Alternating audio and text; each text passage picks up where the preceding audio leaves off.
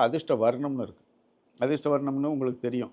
பொதுவா வந்து பார்த்தீங்கன்னாக்க, இந்த ட்ரெஸ்ஸு நல்லாயிருக்கு அப்படின்னு உபயோகிப்பாங்க. இது போட்டா மூடு நல்லாயிருக்கு. புது ட்ரெஸ்ஸா இருக்கும். ரொம்ப விலை உயர்ந்ததா இருக்கும். போட முடியாது. ஏன்னா, அத எடுத்து எனக்கு போட்டாலே சரியா இல்ல அப்படிங்கிற மாரி சொல்றாங்க. நம்ம பார்த்துருக்கோம். ஸோ இந்த மாரி பார்க்கும்போது இவங்கள பொறுத்தவரைக்கும் இந்த மஞ்சள் நிற வர்ணம் இருக்கு பார்த்தீங்களா? Yellow colour, golden colour, yellow colour, light shade, dark shade எத வேணாலும் உபயோகிக்கலாம். ரொம்ப சூப்பரா ஒரு வேலைய வந்து இவங்க வந்து போட்டோனேயுமே ஒரு கான்ஃபிடன்ஸு. நான் என்ன சொல்றேன்னு கேட்டீங்கன்னாக்கா, அதிர்ஷ்ட வர்ணங்கள பொறுத்தவரைக்கும் உடையா அணியும்போது போட்டோனே ஒரு கான்ஃபிடன்ஸ் வரும் அவங்களுக்கு. அது வந்து மைண்ட் வந்து ஒரு கிளாரிட்டி இதெல்லாம் வந்து கிரியேட் ஆகும். இது வந்து அதோட சிம்ப்டம் இது. பார்த்தோம்னா தெரியும். ஸோ இந்த மாரி பார்க்கும்போது இந்த எல்லோ கலர் வர்ணங்கள உபயோகிக்கிறது நல்லது. அதுக்கு அடுத்த வர்ணம் அப்படின்னு பார்த்தீங்கன்னாக்கா, லைட் ப்ளூ யூஸ் பண்ணலாம், லைட் கிரீன் யூஸ் பண்ணலாம், லைட் எல்லோ, லைட் ரெட் கூட யூஸ் பண்ணலாம். ஸோ உபயோகிக்கக்கூடியத ஒரு கலர் ஒண்ணு இருக்கு.